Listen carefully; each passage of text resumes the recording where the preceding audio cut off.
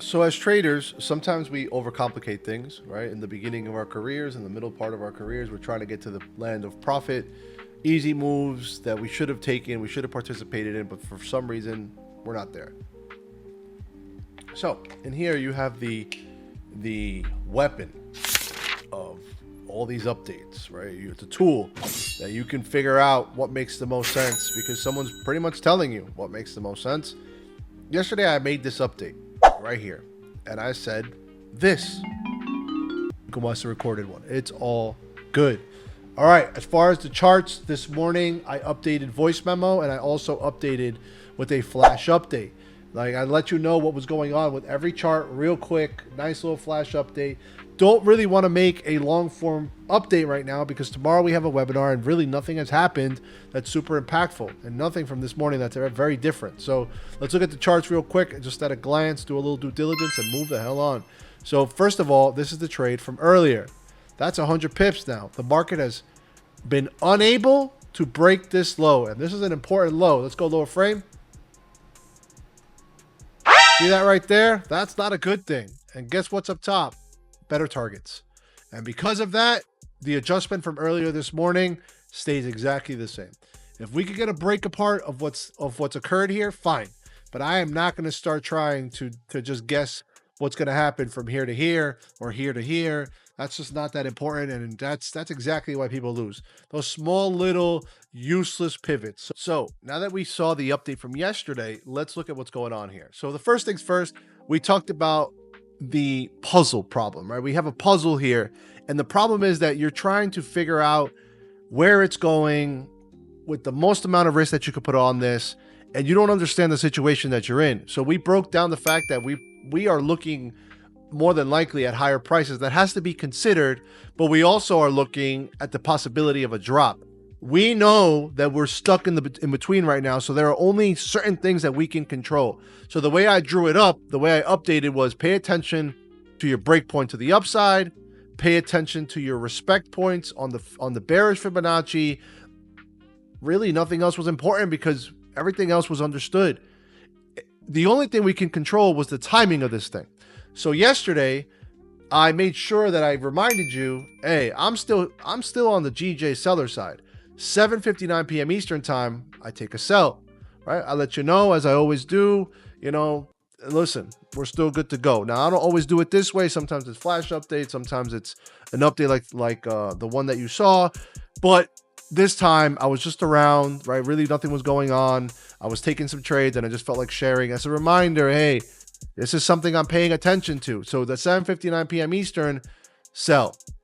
9:32 p.m. Eastern, we got retested on that sell right here, and I did it again, all right? And then I said, as time went on, rinse and repeat, coupled with partial and protect. If we retrace, I want better prices. Because I know how people roll, they try to turn this into a signal group, and we're an educational group.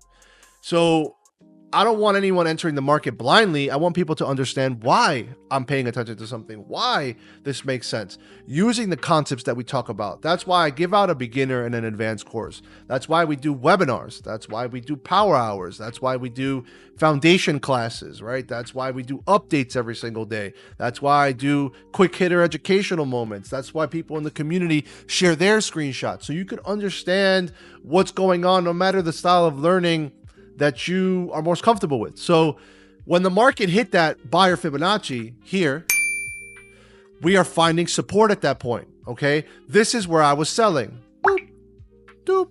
When the market hit target, I want a higher price, right? What's the target? A lower frame, easy to spot support line. That's it. So at that point, it's up to the chart, and it's up to you to get back in the chart. So I was in from basically right here. I looked for a re-entry right here, 195.098 to match the high. I was in drawdown, and then I wasn't. If the market would have cracked trend line, this is over, I take a loss. If the market would have decided to reject and just break right through, this is over, I take a loss. But it didn't, and that's the key. Take that Fibonacci, draw that Fibonacci, respect to that Fibonacci, alignment with the trend line and hidden structure, alignment with the channel, alignment with the previous day's wicks, tails, and shadows, all that stuff that we talk about, and then bang. The movement of it up to the chart. The respect of the channel, up to the chart. Everything is up to the chart. Your job here was to be present when your price was tested and make a choice. Yes, no, maybe so, right? Maybe you feel like the trade was good, but not the best for you, right? You lower the risk. You start participation pyramiding in process, right? Maybe you felt that this was a high tier trade because the higher frame trend line is not being disrespected, which was the main thing that we discussed, right? The higher frame starting to break apart, strong sensitive price point starting to fail to the upside. Even though on Friday we talked about breakout methodology to the upside, slowly but surely as the days progressed, the 14th, nothing happened. The 15th, yesterday in the morning, we enter, right? As the market starts to slowly work its way down, we find a different position to enter from. And that's the game. That's the whole ball game. Every trade is not going to be like this one, right? Or like this one. Not every trade is going to be in a time that's comfortable to you, in a way that's comfortable to you, especially if what you look for is something that's so exaggerated. I'm not saying you can't trade that way, but your expectations have to match what you're trying to do. So you can't believe that the market is going to consistently give you, let's say, for example, a multi-day, multi-4-hour, perfect, right on the money swing trade where the market ranged out for 500 pips, comes back for 500 pips, ranges out for 300 pips, comes back for 300 pips, ranges out again for 480 pips. Here's the goal at all times, to know what it is you're trying to do before it happens. See, the problem is that for most people, what they do is they try to predict where the market's going to go, give themselves a perfect situation, understand they're trying to figure out how they can put the most amount of risk on a trade with the minimal amount of drawdown, which is very normal, regardless of situation. They haven't created this is my favorite A tier setup. This is my favorite A minus tier setup. This is my favorite. I'm just going to start entering the market slowly because this hasn't developed enough, but at least I want to start setup. All they do is look at the chart and figure it out like a puzzle. Now, the beauty of this community is that I do that for you, right? I make sure to tell you what I'm doing, what I feel is high quality, what needs attention, what we're doing as far as where our attention should be. I will show you things like, for example, this on GCAD. The sell. So let me give you a clip from yesterday. The sell, it went to 32 pips of drawdown, currently 32 pips of profit. I didn't do anything other than wait it out, right? That's it. Market gave me some closures, market that put me in drawdown, market that puts me in profit. I don't know what else to say other than I'm just sticking to the plan. I haven't changed my mind on any of this. So for GCAD right here, we did an update. We did an update on Friday. We did the end of the week recap as we always do. We broke down GCAD, right? Key moments, key things that need to be paid attention to, markup shifts and things like that. From there, we did a flash update we did an update on the 14th. We did another update on the 15th and another update on the 15th. I'm making sure that I'm letting you know, like, hey, this is what's going on. For this GCAD clip that you just saw, it's from this video right here, 1:28 p.m. Eastern time, 11 minutes and 50 something seconds, right? All I was saying there was, there's it. There's nothing left to think about, right? While you waste your time trying to figure out, is this a buy? Is this a sell? What is it?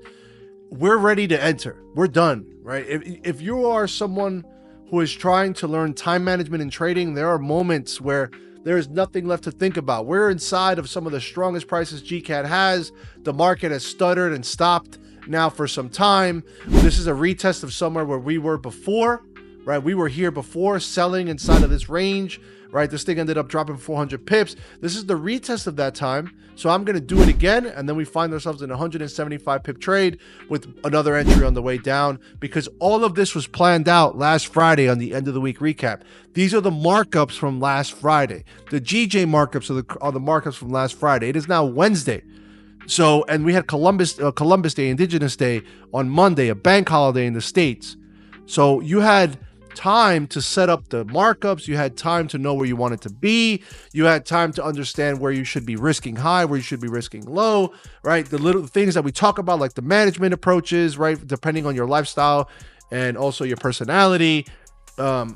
I don't know what else to say other than there are moments where you should be figuring this out, strategizing, spending time on the details, and there are moments where those details have already been exhausted. We already know what's going on. It's now up to the chart. So for GJ, on this break apart of the fib structure that was created and finally the consolidation broken apart, and on GCAD, where the market is just simply retesting, there wasn't anything else to do other than what we talked about. It was a waiting game of either breaking structure like the GJ example, or whether or not you're going to win or lose like the GCAD example.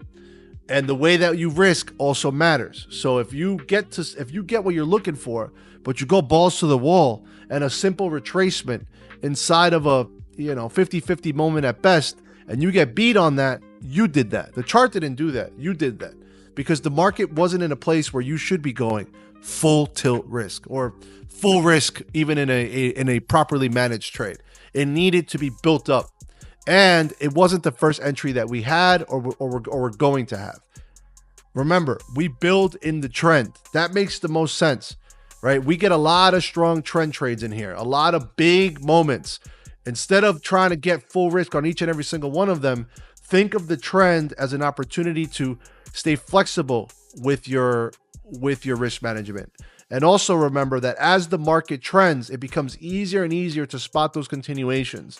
The hardest thing to do in these particular examples is guess the reversal, the spot for the reversal. That's the hardest thing to do. Without drawdown, full risk, you need time for that. And the market tends to not give you a lot of time.